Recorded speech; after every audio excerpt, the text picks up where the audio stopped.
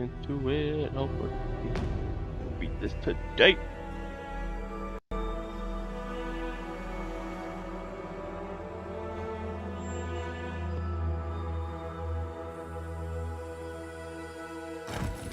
Alright, let's do it.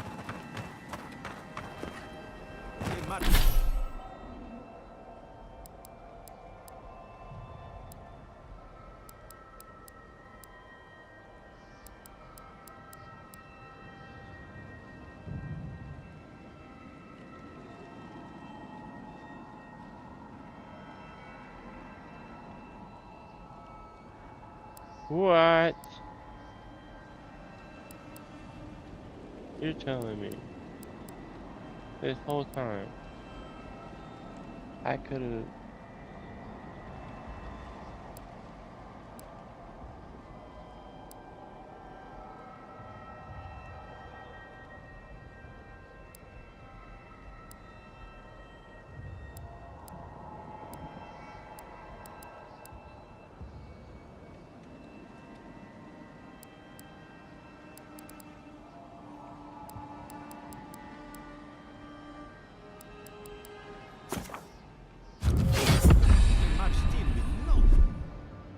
Oh my god. Oh, it's not all right. How did you make... Envoy! What's the point of exploring if you just want to plant your flag everywhere? I took my notes and bolted when they came through Hightown. They didn't think I was worth the trouble. Right now, that's a good thing. If you're looking for survivors, a few of us fled to the Balrog. How many? I'm not sure. I saw Sapiento. God, I hope they're not trapped in there. I am sorry I can't be more help. You always were a forgiving friend. We should move. Let's hope the Garrote hasn't made it to the Balrog yet. Envoy, wait! Before you go, I may have something for you. I took some supplies when I ran. If you think they'll help, they're yours. I'll even give you a discount. You know, for saving the city and everything.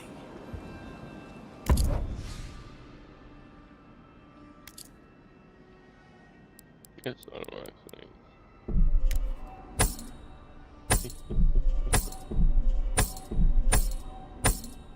oh, look at that money.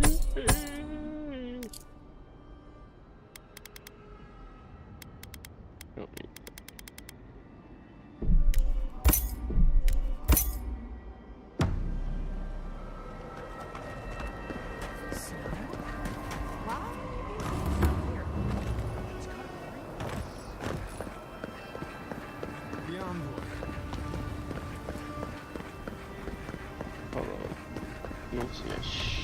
Go ahead. Let me see if I can.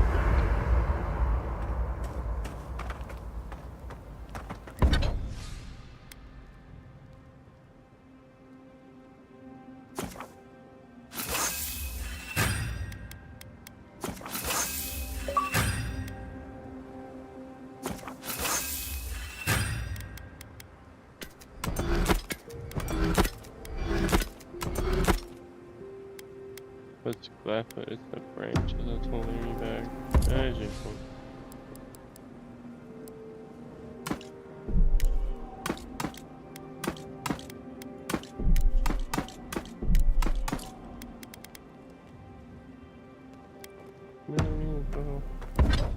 I need 14, 16, another 28.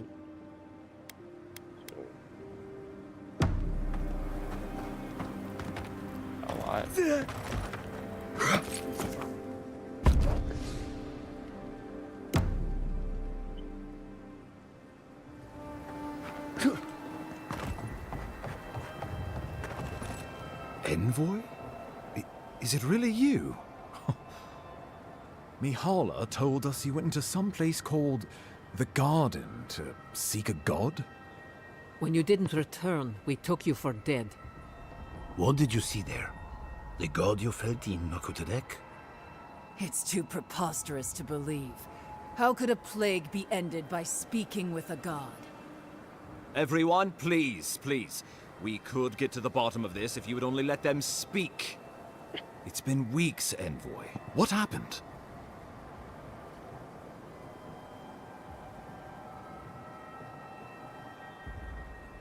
Sapadal was responsible for the Dream Scourge. Their rage, their confusion, their fear. So you say. But Shatterscarp is still littered with dream thralls, and Temerty is still pacing her room, muttering in the dark. There won't be any new infections. We've put a stop to that for good. Unfortunately, there's little we can do for those already in the grip of the Dream Scourge. We can give them comfort, nothing more. This will be a process. The Dream Scourge was never going to simply go away overnight. I suppose it stands to reason. I found that a quick fix is often anything but. What of this god, then? What does it mean that you freed them?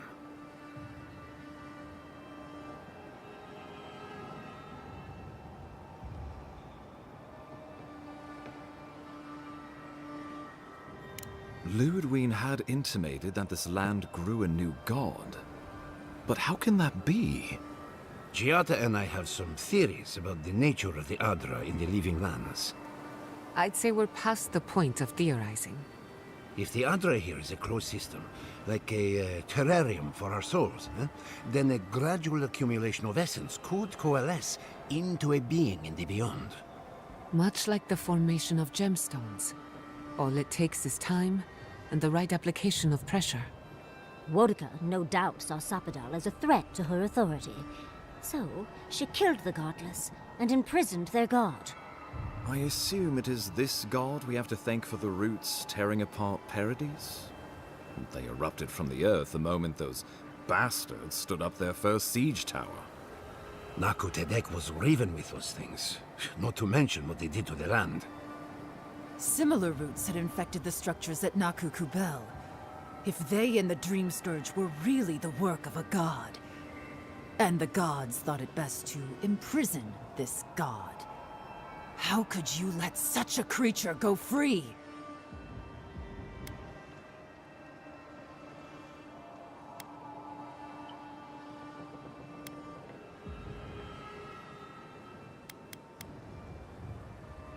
Let's hope they don't decide to further amend themselves by coming for our heads.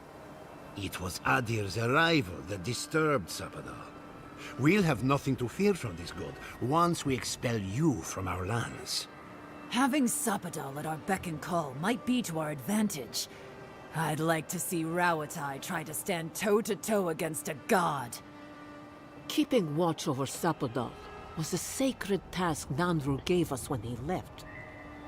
For that reason alone, my wardens owe them their allegiance. Well, whatever happens, I suppose we can't put the godling back in the bottle now. But come, we have more pressing matters to attend to. The Steel Garrote have attacked Paradise. Inquisitor Ludwine has already joined the battle. She must have traveled like the wind to get here so fast.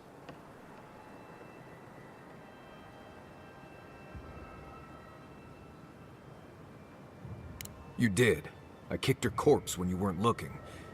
Just to be sure. Well, she's seen better days, but you wouldn't know it judging by how she fights. Ludwine's run through the militia like a whirlwind. All right, let's keep the similes to ourselves.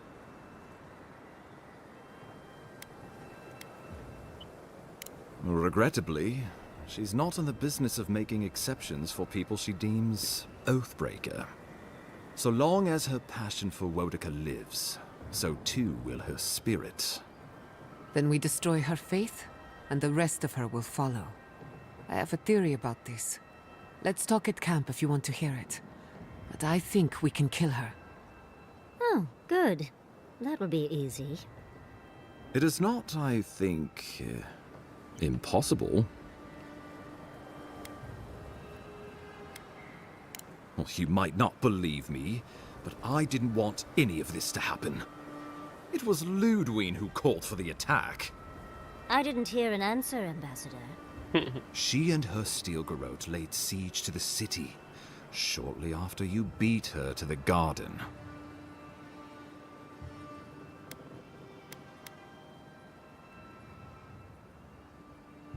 The lawful settlement of a new Adirian colony, supposedly. Or the establishment of a Woedican state. She could win with a godlike in her ranks. Your presence would serve as a powerful endorsement. I don't think peace is her concern. Remember, she has an obligation to Woedica, a solemn oath. And neither the Steel Garrote nor the Queen that was look kindly upon oathbreakers.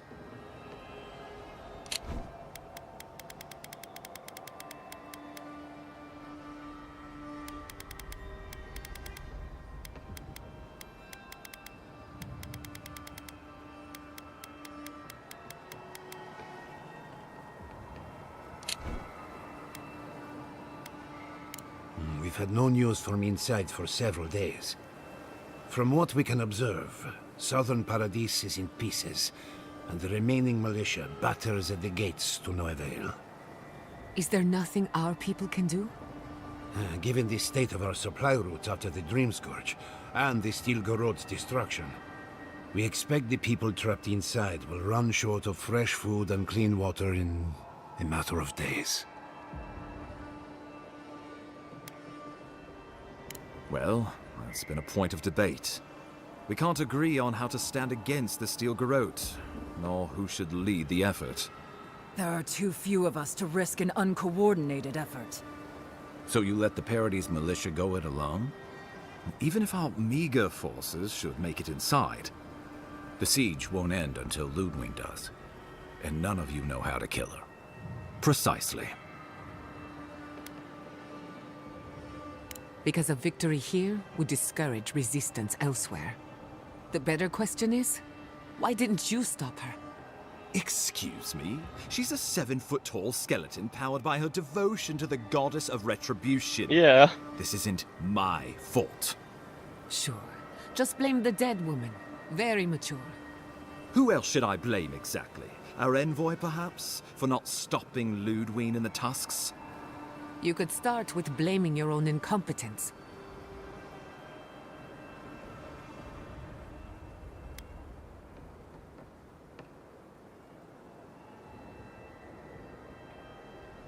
Why are you treating him with kid gloves when Paradis cries out for help? Enough. I've heard your concerns. We cannot change it now. The Inquisitor was so convinced the Living Lands would unite against Adir that she's nearly made it true. One people, one law, one true God. That's Ludwig's vision for the Living Lands.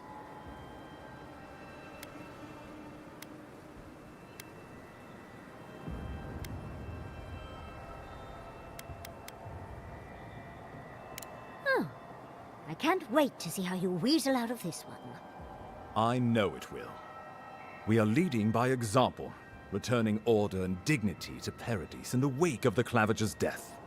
We will do the same to the frontier, given the chance. Where was order and dignity when the Steel Garrote attacked my home? My administration had nothing to do with that, as I know you know.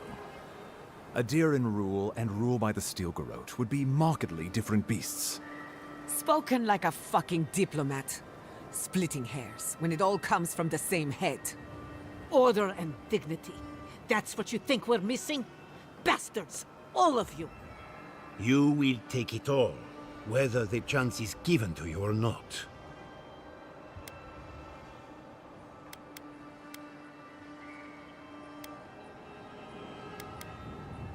The Inquisitor answers only to Woedica. In attacking Paradis, she has dragged us all far beyond the bounds of the Emperor's desires. What passes between Ludwig and her men, or between Ludwig and the Emperor, for that matter, is not my affair. But if I had to guess, this was the alternative. Your empire is doing what it does best. Stamping out dissent until surrender is the only option. Your republics are hardly any different. Their intentions in the Deadfire were certainly not pure. As you say, we left the republics for a reason. I've answered your questions. Now I would like you, all of you, to answer mine. Ludwig has sent a message to the Emperor informing him of her attack. He will send advisors and reinforcements swiftly in response. What will his representatives find when they arrive? A new colony? A budding grave room? Before you face Ludwig, you should know what you're fighting for. All of you must decide, together. But whatever you decide, understand, the days of the frontier are done. Adir will come. Indeed, we are already here.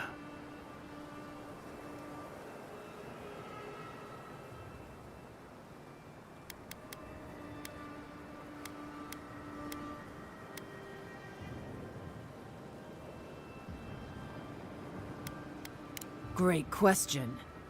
You have seen more of this land, and met more of its people than any of us. Your opinion is informed. You were empowered by the Emperor himself to investigate an impossible problem, and against the odds, you solved it. You are the close personal friend of a rogue god. And in our dealings together, I found you to be a person of substance and conviction.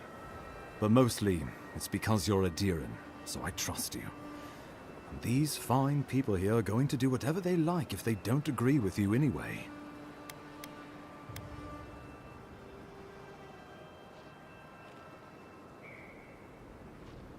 Oh, Envoy, no. Do not suggest that lightly. Think of the Emperor. There would be reprisals. Ones which this conclave could not survive, fractured as you are. Not unless you came together and formed a nation of your own. It would be difficult. No, impossible. I'm certain you would fail. Think of your people, all of you. Think of the lives at stake.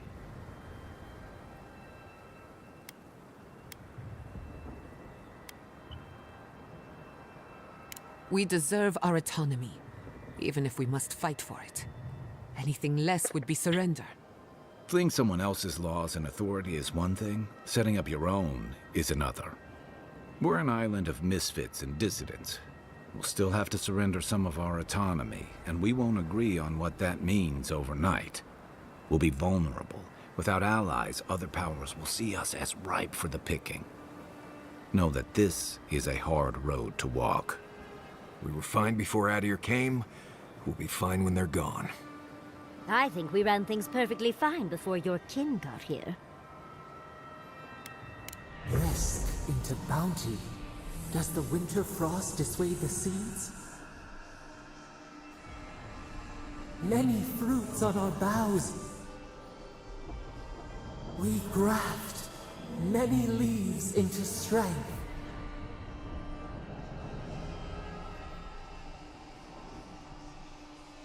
Though I'm hardly eager to work with any of you. I like the idea of twisting beneath Adir's boot heel, even less. So long as the Wardens can continue our vigil. I'm open to uniting, if you are. Thirdborn alone couldn't stand against the storm. But the might of all of us, together, we could deter any but the most fearsome adversaries. And that's what cannons are for. With the Envoy's support, we'd have a god in our pocket. What could the Empire do to stop us? When my people return to Fjord, we could create such miracles of animancy, the Living Lands would become the breadbasket of the world. Of course.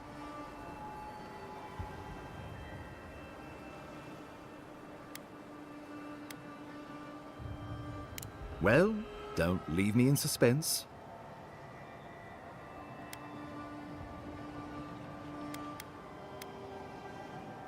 Oh, gods have mercy. Solus and her Wardens stand vigil with the Living Lands. You can count on Thirdborn. Our cannons stand with the Living Lands. Fjord and her animancers stand with the Living Lands. We deserve this opportunity. Thank you for believing in us. Fighting a battle together is easy. I just hope everyone's willing to stick it out when it comes to the politics. God, they made the right decision for once. Finally, some sense permeates the proceedings. On your head be the consequences. That leaves the matter of Ludwine and the Steel Garrote. She will never surrender, Envoy. You must kill her, or we will lose Paradise, and eventually the island.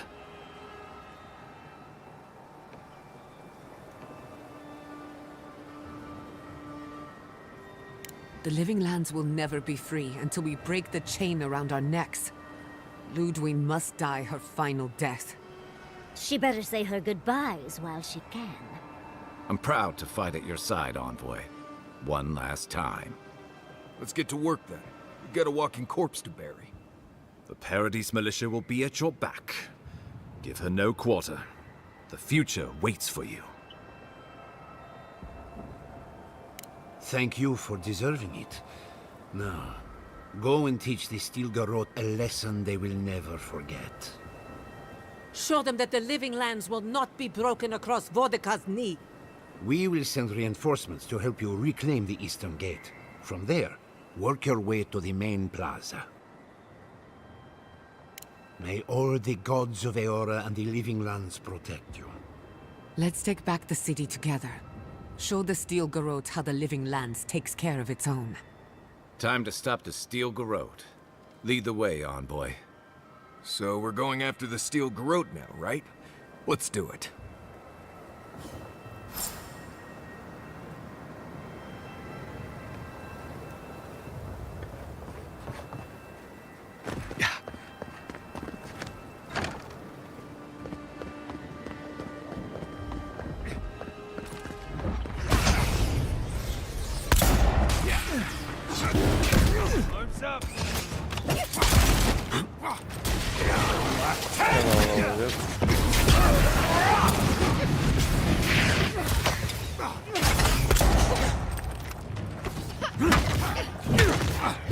Oh wait.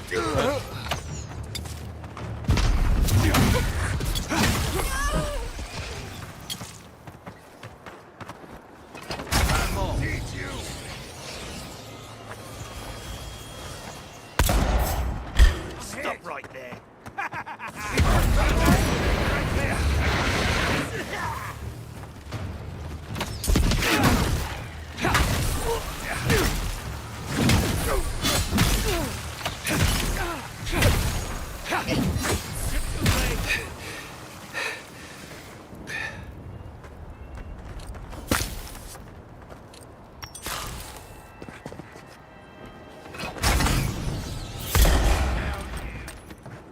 I'm with you. You shouldn't be here. Sit!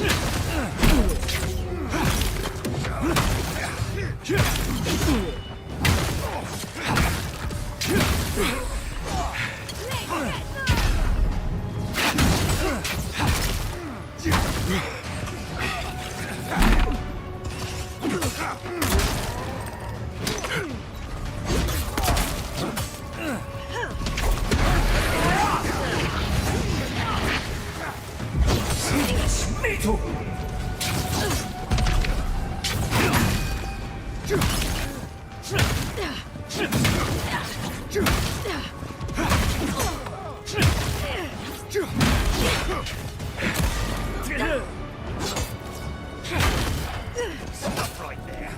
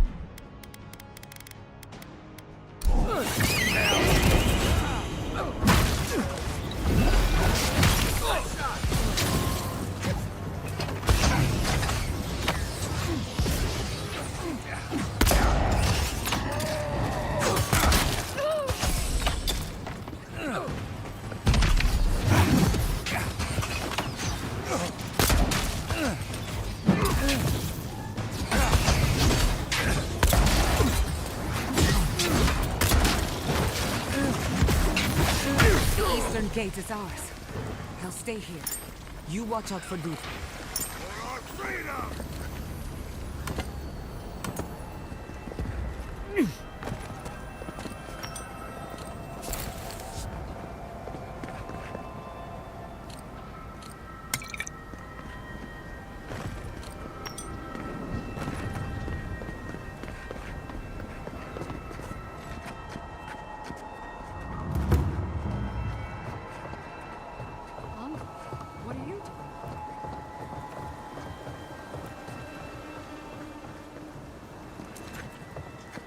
Keep quiet.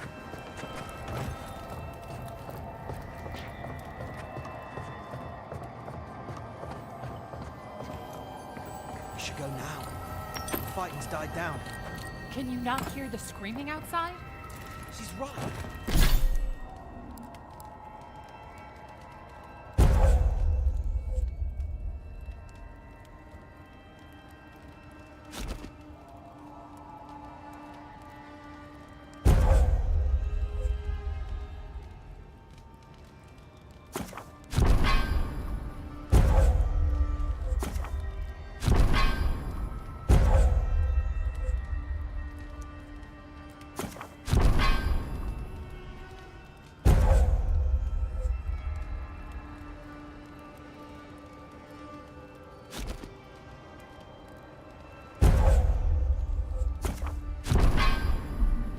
Go now. Then when? Should we wait till the Garrote set this bar alight?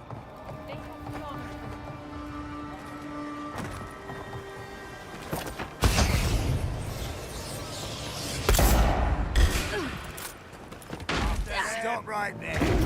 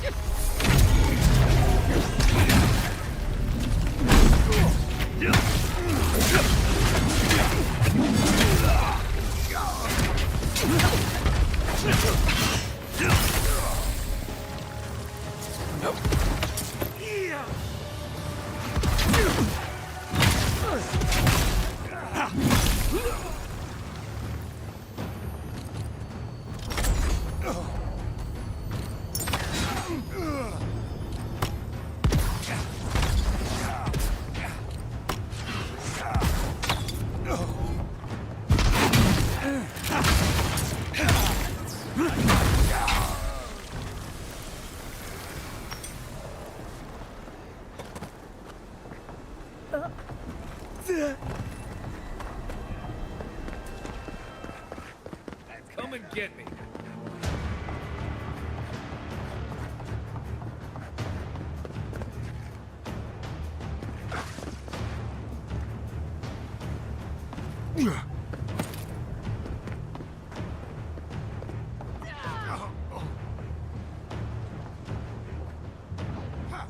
Yeah.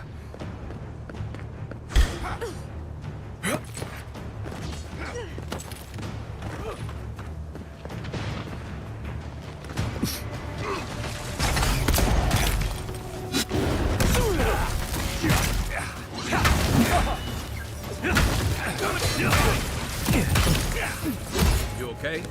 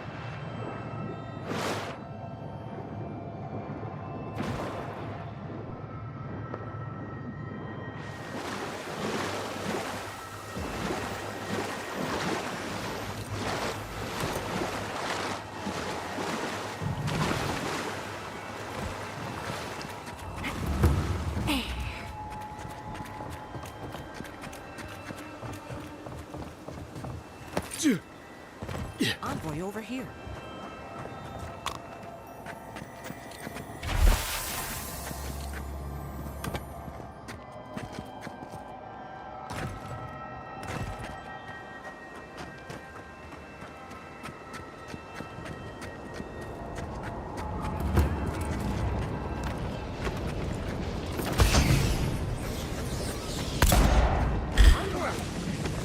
Take your best shot.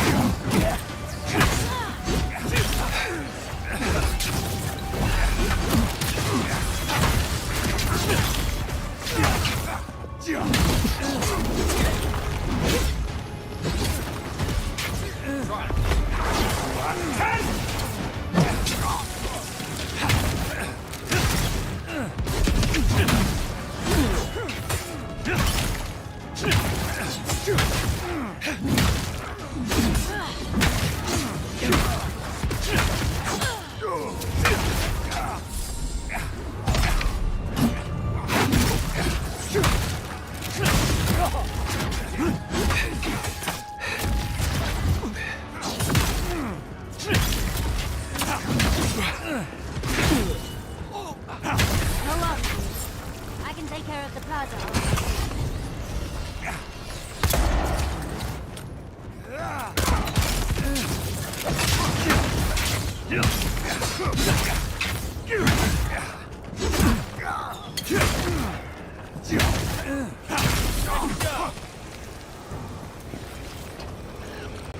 And stay down.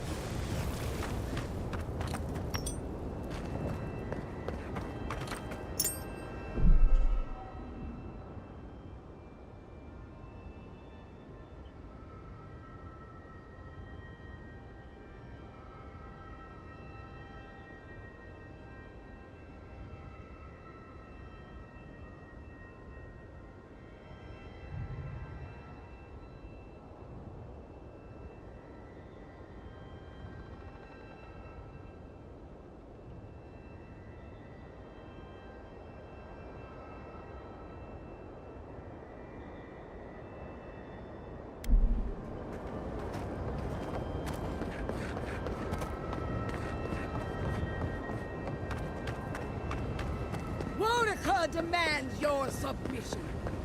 Stand against her and fall. Get ready. Skeleton ladies up ahead. Lead on. I'm with you to the end. This is it, Envoy.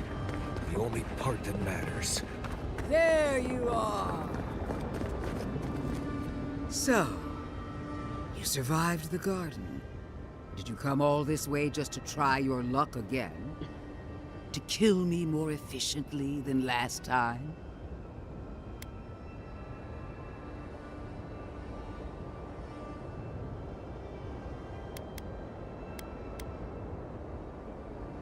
Our conflict was foretold the moment you were born.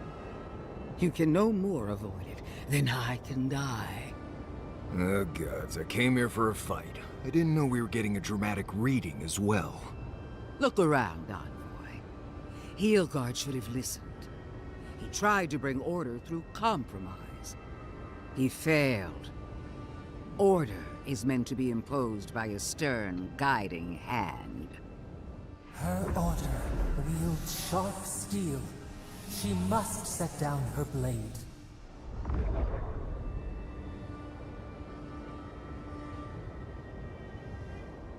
You can tell Wodaka yourself once we've sent you back to the wheel. Don't insult my intelligence or my commitment to the cause. Treaties can be burned. The hands which shook over whatever deal you struck can be lopped off at the wrist. Right. If she starts lopping off hands, I'm just going to attack her. Sound good? As for you, Sapadal's chains are broken, which means your soul is in their grasp. I don't know how deeply you've been compromised, Envoy. And if I don't know, then I cannot suffer you to live.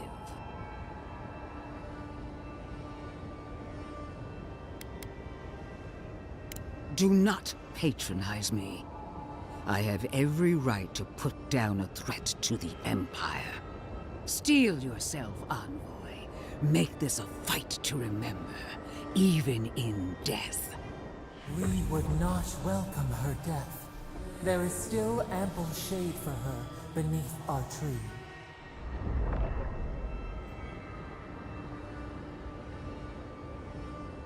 I thought I knew you. My friend, my confidant, my ally. But I don't know what you are now. Consider death my parting gift in recognition of our time together. I give you freely that which I can never have.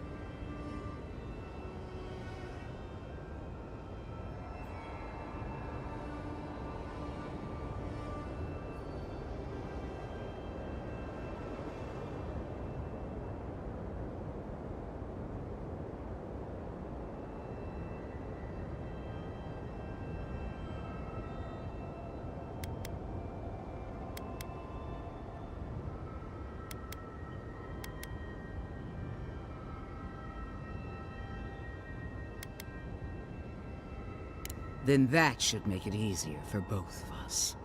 Farewell, Envoy. Famous last words. Let's finish this. Together. Once I'm done killing you, your god of... Oh, no, you don't! We are every seed in the soil.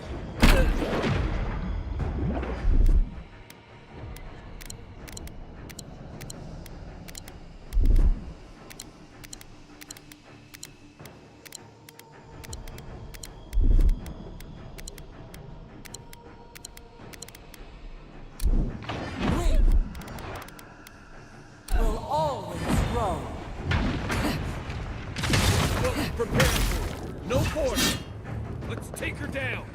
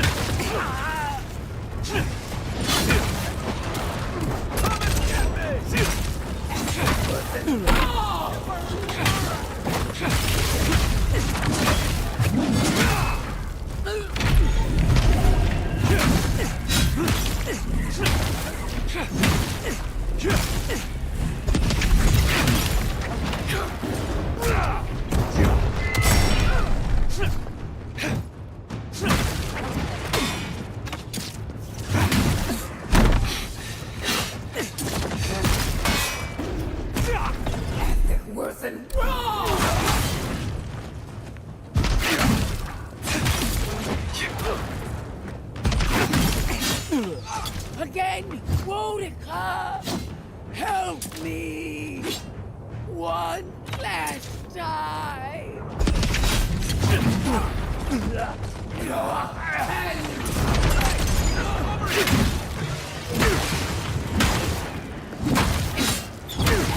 Worse than wrong!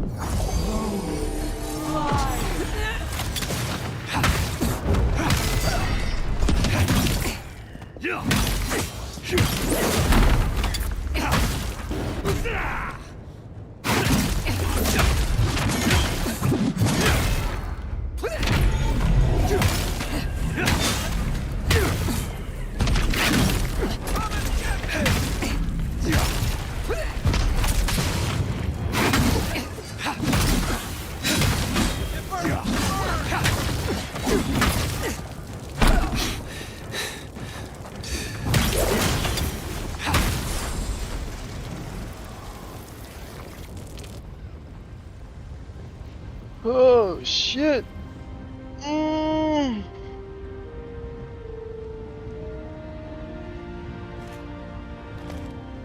Wherever Ludwig is now, she must be seething. Of course, we'd be happy to kill her again, if needed.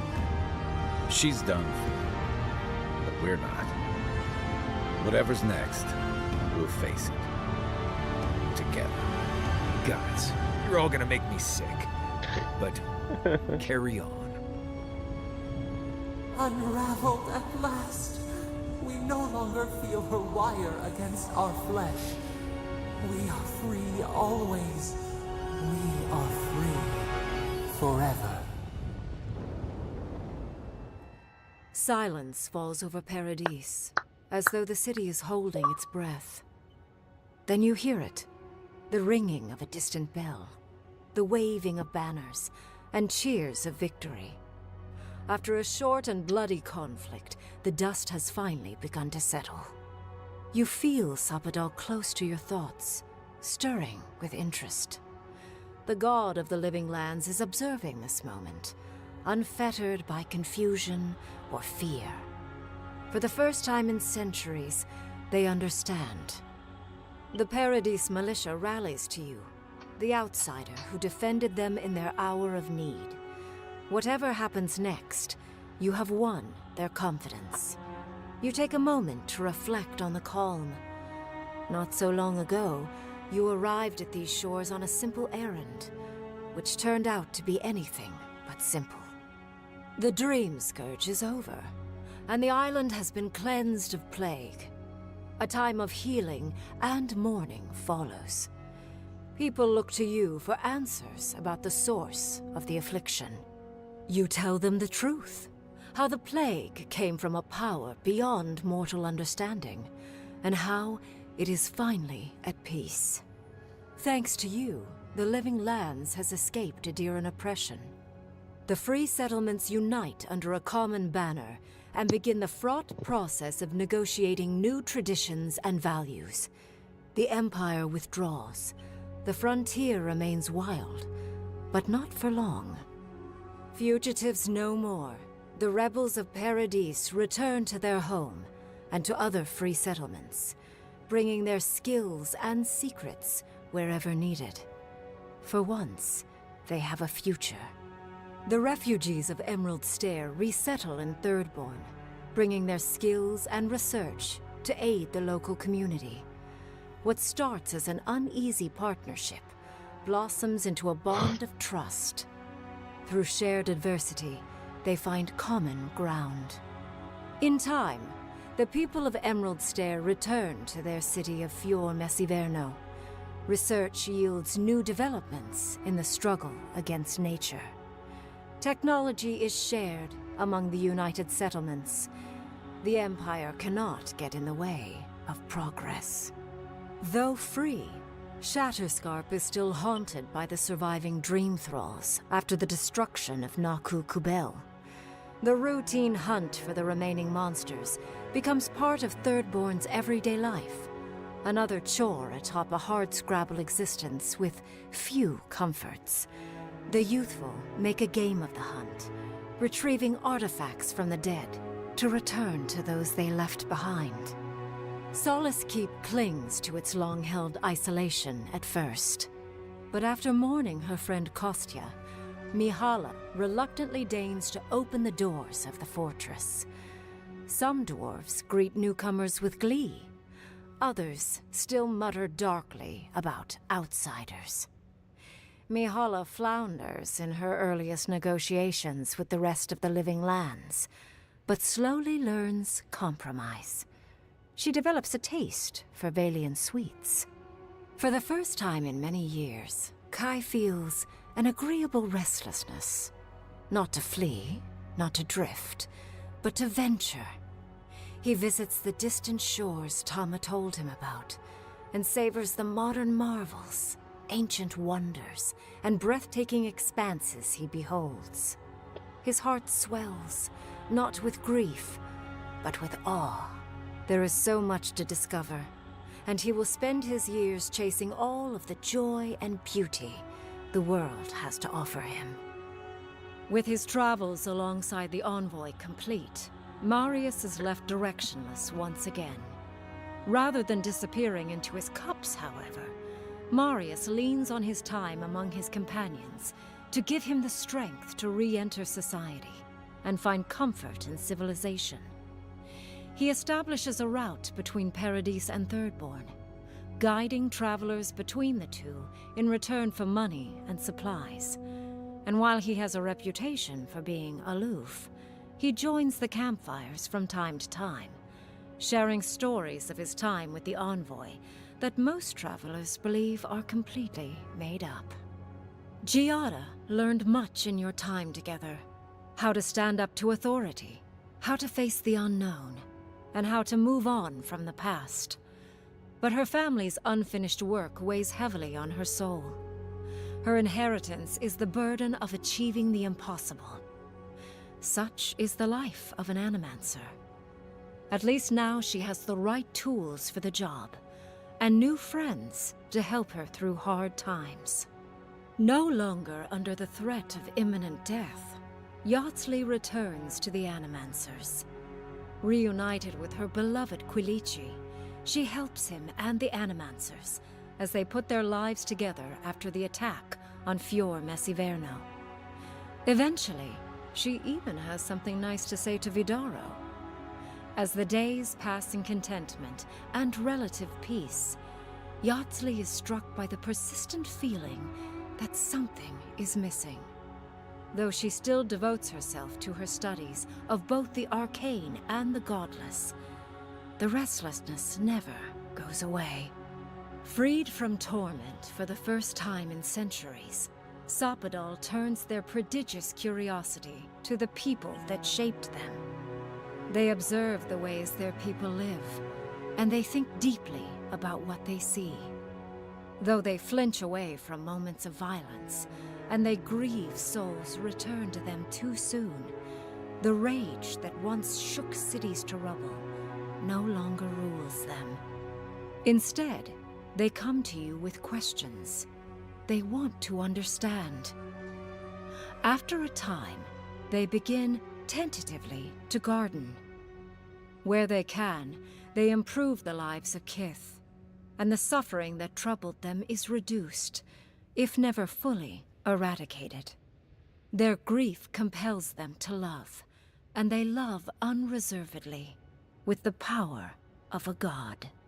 Sopadal pours a fragment of their power into the statue they claimed from the temple of Aethys. Newly embodied, they roam the living lands and learn to experience the world as Kith do. Their first attempts at locomotion are clumsy, and a stand of innocent trees is violently returned to the wheel. But as their confidence grows, so does their grace. Soon, they are bounding across the plains of eastern Dawnshore, leaping the river gorge in Emerald Stair, scaling the shark's teeth of Shatterscarp, and fearlessly wading into the Tusk's acid sea. When they break, they come to you to put them back together. And in time, they learn to fix themselves. They wander far afield. You see less of them, but they are never far from your thoughts. And on the rare occasion they return, they always bring you something beautiful and strange. The sounds of celebration pull you out of reverie. Many are waiting to greet you with open arms. You take a moment to catch your breath and savor it, because everything is about to change.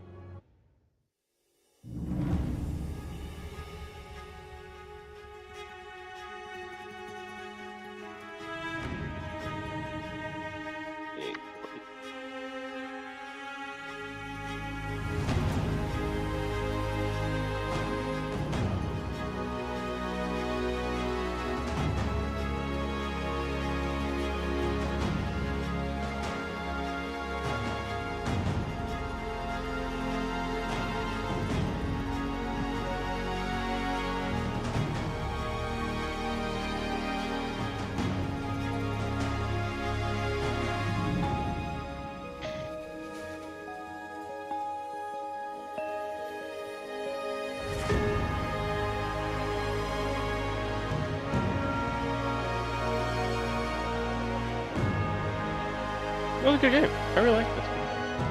A good story. I like the fighting. I like the fight stuff. I give it 7 or 8. Yeah. Like a B or A. Good game. I like the fun. I like the story. I like the characters.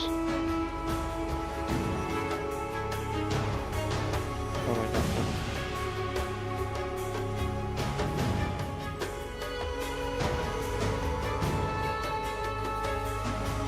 That's what I like about it. That's the way. Not sacrificing people.